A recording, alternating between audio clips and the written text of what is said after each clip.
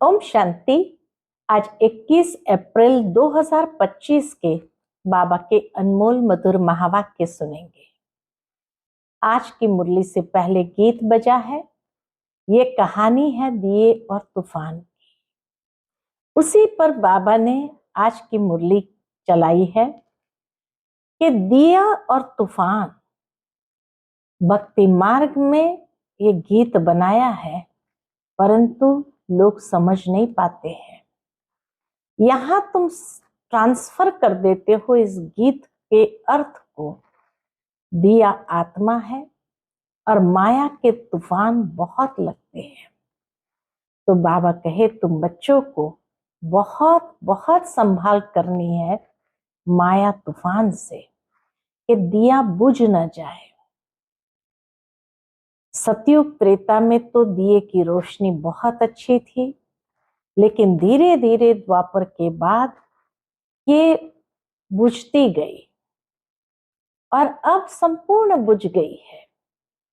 अब बाप से करंट लेनी है ताकि दिए को जला सके। तो बाबा कहे ये करंट कैसे मिलेगी?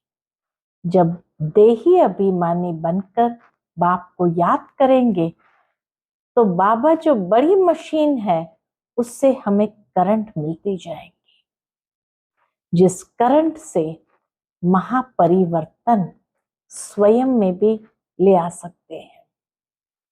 तो बाबा कहे जैसे बंबई जैसा बड़ा शहर है, वहां कितनी रोशनी की आवश्यकता है, तो जरूर है कि बड़ी मशीन से ही वो करंट लेते हैं, तब इतने बड़े शहर को रोशनी दे सकते हैं। ठीक इसी तरह बाबा बड़ी मशीन है जहां से हमें करंट प्राप्त होती है और हम अपने जीवन में रोशनी तभी कर सकते हैं। लेकिन भक्ति मार्ग में गीता में कह दिया अर्जुन ने कि लाइट बहुत तेज है, हजारों सूर्य से तेजोमय है, मैं सहन नहीं कर सकता हूं, देख नहीं सकता हूं। तो बाबा कहे इतनी तेज लाइट भी नहीं है, लेकिन जब बाप को यथार्थ रूप में समझते हैं तो बाबा से करंट लेते लेते स्वयं के अंदर भी रोशनी भर सकते हैं। तो सुनते हैं आज के बाबा के मधुर महावाक्य। ओम शांति। मीठे बच्चे, बाप आया है तुम्हें करंट देने।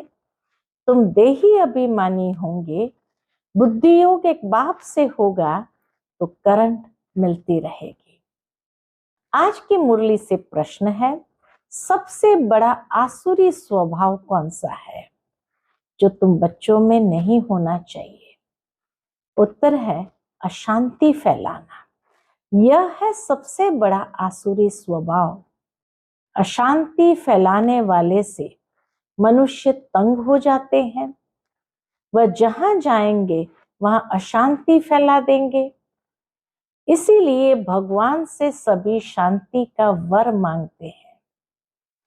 आज की मुरली से पहले गीत बजा है, यह कहानी है दीवे और तूफान की। ओम शांति। मीठे मीठे सिकिलते बच्चों ने गीत की लाइन सुनी। गीत तो ये भक्ति मार्ग का है, फिर उनको ज्ञान में ट्रांसफर किया जाता है और कोई ट्रांसफर कर न सके। तुम्हारे में भी नंबरवार पुरुषार्थ अनुसार जान सकते हैं। दीवा क्या है, तूफान क्या है? बच्चे जानते हैं आत्मा की ज्योति बुझाई हुई है, बुझ गई है। अब बाप आए हैं ज्योति जगाने लिए। कोई मरते हैं तो भी दीवा जलाते हैं, उसकी बड़ी खबरदारी रखते हैं।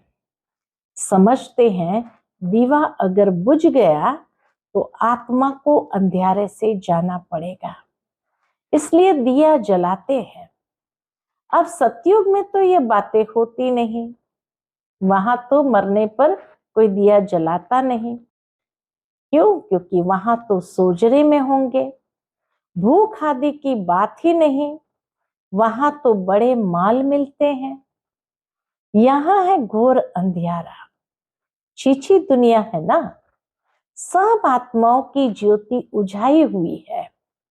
सबसे जास्ती ज्योति किसकी उजाई है? बाबा के तुम्हारी उजाई हुई है। खास तुम्हारे लिए ही बाप आते हैं। तुम्हारी ज्योति उजा गई है, अब करंट कहाँ से मिले? बच्चे जानते हैं करंट तो बाप से ही मिलेगा। करंट जोर होती है तो बल्ब में रोशनी तेज हो जाती है। करंट अगर पावरफुल होगी तो बल्ब में रोशनी भी तेज हो जाती है। तो अभी तुम करंट ले रहे हो बड़ी मशीन से। बाबा बड़ी मशीन है, वहां से करंट ले रहे हैं। मिसाल देते हैं बाबा, देखो बॉम्बे जैसे शहर में कितने ढेर आदमी रहते हैं, कितनी जास्ती करंट चाहिए। जरूर इतनी बड़ी मशीन होगी। तो यह है बेहद की बात। सारी दुनिया की आत्माओं की ज्योति बुझी हुई है, उनको करंट देना है। बाबा को उन सबको करंट देना है। मूल बात बाप समझाते हैं। कैसे करंट मिलेगी? बुद्धि योग बाप से लगाओ, देही अभिमानी बनो।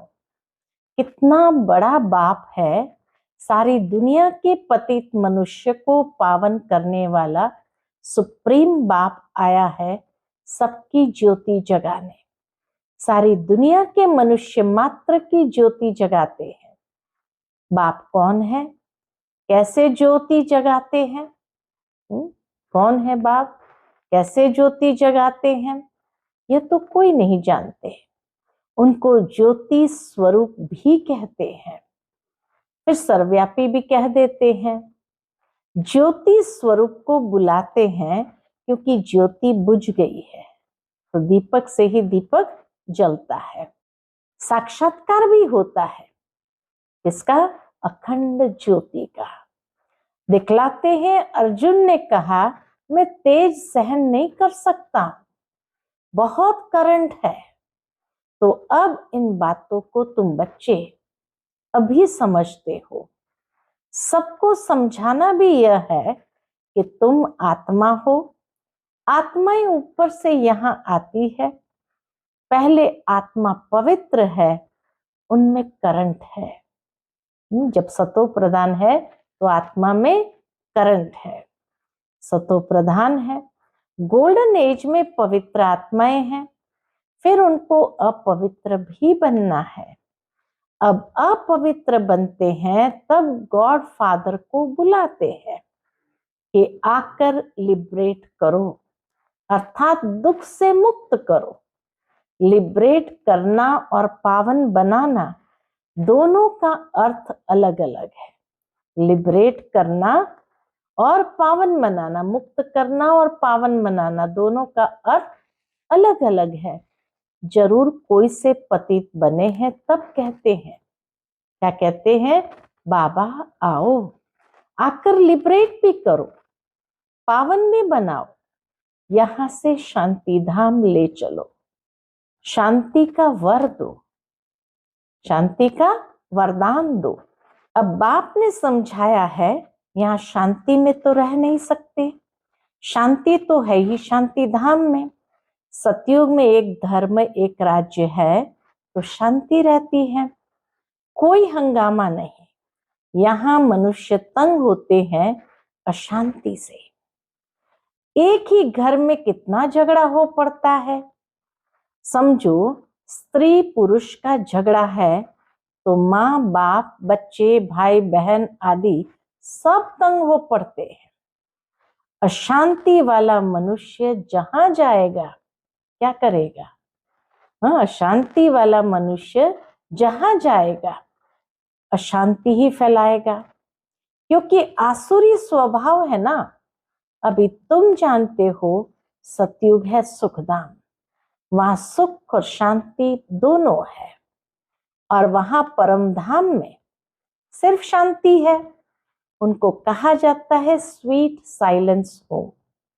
मुक्ति धाम वालों को सिर्फ इतना ही समझाना होता है, तुमको मुक्ति चाहिए ना, तो बाप को याद करो। मुक्ति के बाद जीवन मुक्ति जरूर है। पहले जीवन मुक्त होते हैं, फिर जीवन बंध में आते हैं। आधा आधा है ना। सतो प्रधान से फिर सतो रजो तमो में जरूर आना है। पिछाड़ी में जो एक आधा जन्म लिया आते होंगे, वह क्या सुख दुख का अनुभव करते होंगे। जो बाबा के पिछाड़ी में एक जन्म आधा जन्म आते हैं, वह क्या सुख दुख का अनुभव करते होंगे। तुम तो सारा अनुभव करते हो, बहुत डिटेल से अनुभव करते हैं। तुम जानते हो इतने जन्म हम सुख में रहते हैं, फिर इतने जन्म दुख में होते हैं।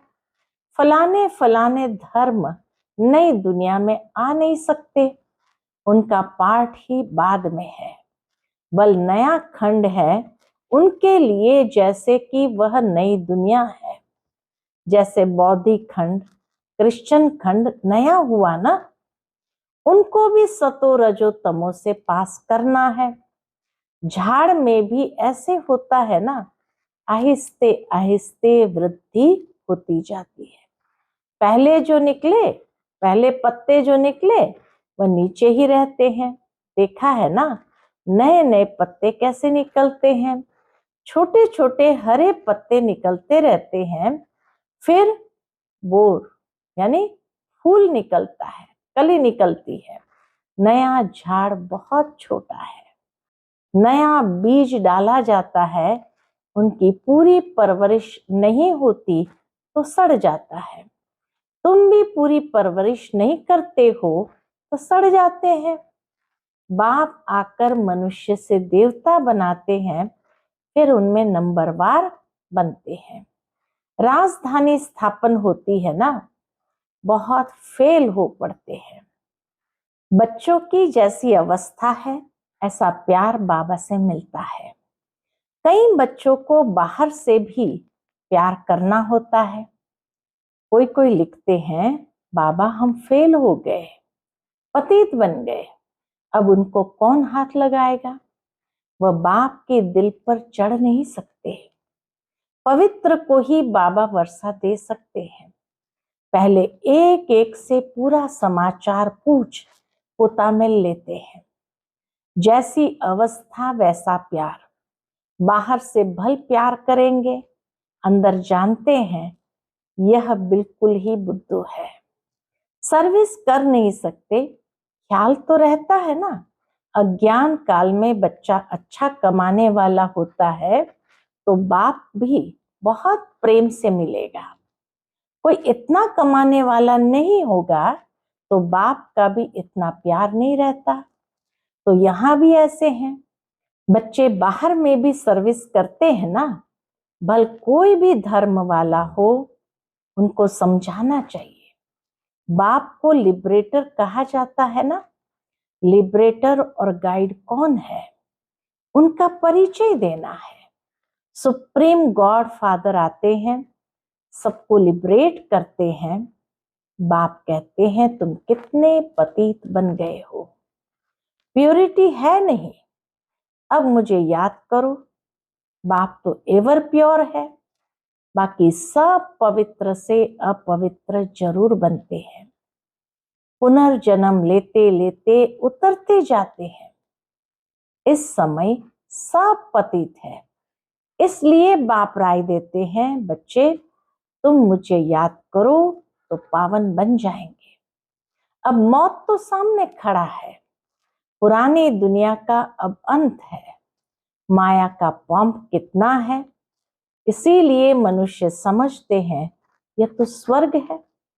एरोप्लेन बिजली आदि क्या क्या है, यह है सब माया का पंप। अब यह खत्म होना है, फिर स्वर्ग की स्थापना हो जाएगी। अब ये सब स्वर्ग में कैसे आएंगे, जरूर जानकारी वाला चाहिए ना। तुम्हारे पास बहुत अच्छे अच्छे कारीगर लोग भी आएंगे, वह राजाई में तो आएंगे नहीं, फिर भी तुम्हारी प्रजा में आ जाएंगे। इंजीनियर आदि सीखे हुए अच्छे अच्छे कारीगर आएंगे। ये फैशन सारा बाहर विलायत से आता जाता है, तो बाहर वालों को भी तुम्हें शिव बाबा का परिचय देना है।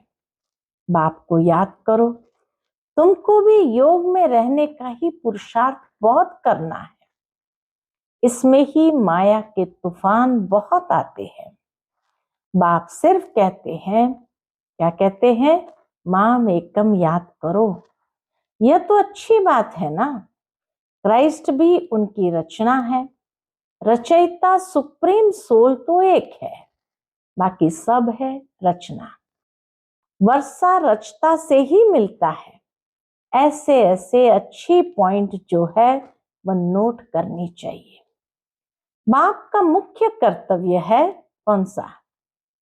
बाप का मुख्य कर्तव्य है सबको दुख से लिबरेट करना। वह सुख धाम और शांति धाम का गेट खोलते हैं। उन्हें कहते हैं, हे लिबरेटर, दुख से लिबरेट कर हमें शांति धाम सुख धाम ले चलो। जब यहाँ सुख धाम है तो बाकी आत्माएं शांति धाम में रहती है। हेवन का गेट बाप ही खोलते हैं। एक गेट खुलता है नई दुनिया का, दूसरा शांति धाम का। एक गेट खुलता है नई दुनिया का, दूसरा शांति धाम का। अब जो आत्माएं अपवित्र हो गई है उनको बाप श्रीमत देते हैं। क्या श्रीमत देते हैं? अपने को आत्मा समझो, मुझे याद करो तो तुम्हारे पाप कट जाए। अब जो जो पुरुषार्थ करेंगे तो फिर अपने धर्म में ऊंच पद पाएंगे। पुरुषार्थ नहीं करेंगे तो कम पद पाएंगे। अच्छी अच्छी पॉइंट्स नोट करो तो समय पर काम आ सकती है। बोलो, शिव बाबा का ऑक्यूपेशन हम बताएंगे तो मनुष्य कहेंगे, यह फिर कौन है जो गॉड फादर शिव का ऑक्यूपेशन बताते हैं? बोलो, तुम आत्मा के रूप में तो सब ब्रदर्स हो, फिर प्रजापिता ब्रह्मा द्वारा रचना रचते हैं तो भाई बहन होते हैं। गॉड फादर जिसको लिबरेटर गाइड कहते हैं, उनका ऑक्यूपेशन हम आपको बतलाते हैं। जरूर हमको गॉड फादर ने बताया है, तब आपको बताते हैं। सन शोज फादर, यह भी समझाना चाहिए। आत्मा बिल्कुल छोटा स्टार है। आत्मा बिल्कुल छोटा स्टार है। इन आंखों से उनको देखा नहीं जाता है।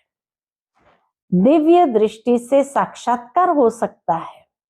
बिंदी है, देखने से फायदा थोड़ी हो सकता है। बिंदी को देख लिया, फायदा थोड़ी हो सकता है। बाप भी ऐसे ही बिंदी है, उनको सुप्रीम सोल कहते हैं। सोल एक जैसा ही है, परंतु वह सुप्रीम है, नॉलेजफुल है, ब्लिसफुल है, लिबरेटर और गाइड है। ये परमात्मा की महिमा है। उनकी बहुत महिमा करनी पड़े। जरूर बाप आएंगे तब तो साथ ले जाएंगे ना, आकर नॉलेज देंगे।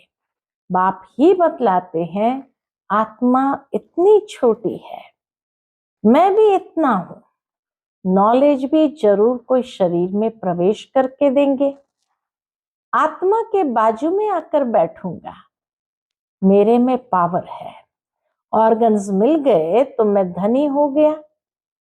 इन ऑर्गन्स द्वारा बैठ समझाता हूं। इनको एडम भी कहा जाता है। एडम है पहला पहला आदमी। मनुष्यों का सिजरा है ना। ये माता पिता भी बनते हैं, इनसे फिर रचना होती है पुराना, परंतु एडॉप्ट किया है। नहीं तो ब्रह्मा कहां से आया? ब्रह्मा के बाप का नाम कोई बताए? ब्रह्मा के बाप का नाम बाबा के कोई बताए? ब्रह्मा विष्णु शंकर, ये किसकी रचना तो होगी ना। रचयिता तो एक ही है। बाप ने तो इनको एडॉप्ट किया है। ये इतने छोटे बच्चे बैठ सुनाए तो कहेंगे ये तो बहुत बड़ी नॉलेज है। जिन बच्चों को अच्छी धारणा होती है उन्हें बहुत खुशी रहेगी, कभी उदासी नहीं आएगी। हम बाबा कहे जिन बच्चों को अच्छी धारणा होती है उन्हें बहुत खुशी रहेगी, कभी उबासी नहीं आएगी। कोई समझने वाला नहीं होगा तो उबासी देता रहेगा। यहाँ तो तुमको कभी उबासी नहीं आनी चाहिए। मधुबन में रिफ्रेशमेंट के लिए आते तो कभी उबासी नहीं आनी चाहिए। कमाई के समय कभी उबासी नहीं आती है। ग्राहक नहीं होंगे, धंधा ठंडा होगा तो उबासी आती रहेगी। यहाँ भी धारणा नहीं होती है। कोई तो बिल्कुल समझते नहीं है क्योंकि देह अभिमान है। देही अभिमानी हो बैठ नहीं सकेंगे। कोई ना कोई बाहर की बातें याद आ जाएगी। पॉइंट्स आदि भी नोट नहीं कर सकेंगे। श्रूड़ बुद्धि झट नोट करेंगे। यह पॉइंट्स बहुत अच्छी है। स्टूडेंट्स की चलन भी टीचर को देखने में आती है। सेंसिबल टीचर की नजर सब तरफ फिरती रहती है। तब तो सर्टिफिकेट देते हैं पढ़ाई का, मैनर्स का सर्टिफिकेट निकालते हैं, कितना एब्सेंट रहा वह भी निकालते हैं। यहाँ तो भल प्रेजेंट होते हैं परंतु समझते कुछ नहीं। सामने बैठे हैं, प्रेजेंट है लेकिन समझते कुछ नहीं, धारणा होती नहीं। कोई कहते हैं बुद्धि डल है, धारणा नहीं होती। बाबा क्या करेंगे? ये तुम्हारे कर्मों का हिसाब किताब है। बाप तो तदबीर एक ही कराते हैं, तुम्हारी तकदीर में नहीं है तो क्या करेंगे? स्कूल में भी कोई पास कोई फेल होते हैं। यह है बेहद की पढ़ाई जो बेहद का बाप पढ़ाते हैं। और धर्म वाले गीता की बात नहीं समझेंगे। नेशन देख समझाना पड़ता है। पहले पहले ऊंचते ऊंच बाप का परिचय देना है। बाबा कहे सबसे पहले ऊंचते ऊंच बाप का परिचय देना पड़ता है। वह कैसे लिबरेटर गाइड है। हेवन में यह विकार होते नहीं। इस समय इनको कहा जाता है शैतानी राज्य। इस राज्य को, कलयुगी राज्य को कहा जाता है शैतानी राज्य। पुरानी दुनिया है ना, इनको गोल्डन एजेड नहीं कहेंगे। नई दुनिया थी, अब पुरानी हुई है। बच्चों में जिनको सर्विस का शौक है तो पॉइंट्स नोट करना चाहिए। जिन बच्चों को सर्विस का शौक है वो पॉइंट्स को नोट करते हैं। अच्छा, मीठे मीठे सिकिलदे बच्चों प्रति माता पिता बाप दादा का याद प्यार और गुड मॉर्निंग। रूहानी बाप की रूहानी बच्चों को नमस्ते। हम सब रूहानी बच्चों की रूहानी माता पिता बाप दादा को याद प्यार, गुड मॉर्निंग और नमस्ते नमस्ते। शुक्रिया बाबा, शुक्रिया। आज की मुरली से धारणा के लिए मुख्य सार है। पहली पॉइंट, पढ़ाई में बहुत बहुत कमाई है, इसलिए कमाई खुशी खुशी से करनी है। पढ़ते समय कभी उबासी आदि न आए। बुद्धि योग इधर उधर न भटके। पॉइंट्स नोट कर धारणा करते रहो। दूसरी पॉइंट, पवित्र बन बाप के दिल का प्यार पाने का अधिकारी बनना है। सर्विस में होशियार बनना है। अच्छी कमाई करनी और करानी है। आज का बाप दादा का मधुर वरदान हम बच्चों के प्रति है। मर जीवा जन्म की स्मृति से सर्व कर्म बंधनों को समाप्त करने वाले कर्म योगी भव। मर जीवा जन्म की स्मृति से सर्व कर्म बंधनों को समाप्त करने वाले कर्म योगी भव। यह मरजीवा दिव्य जन्म, यह मरजीवा दिव्य जन्म कर्म बंधनी जन्म नहीं, यह कर्म योगी जन्म है। इस अलौकिक दिव्य जन्म में ब्राह्मण आत्मा स्वतंत्र है, न कि परतंत्र। यह देह लोन में मिली हुई है। सारे विश्व की सेवा के लिए पुराने शरीरों में बाप शक्ति भरकर चला रहे हैं। जिम्मेवारी बाप की है। न कि आपकी। बाप ने डायरेक्शन दिया है कि कर्म करो, आप स्वतंत्र हो, चलाने वाला चला रहा है। इसी विशेष धारणा से कर्म बंधनों को समाप्त कर कर्म योगी बनो। आज का स्लोगन है, समय की समीपता का फाउंडेशन है बेहद की वैराग्य वृत्ति। समय की समीपता का फाउंडेशन है बेहद की वैराग्य वृत्ति।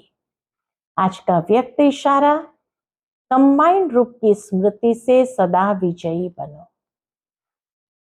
जितना जितना याद में रहेंगे उतना अनुभव करेंगे कि मैं अकेला नहीं, लेकिन बाप दादा सदा साथ है। कोई भी समस्या सामने आए तो यही स्मृति में रहे, मैं कंबाइंड हूं, तो घबराएंगे नहीं।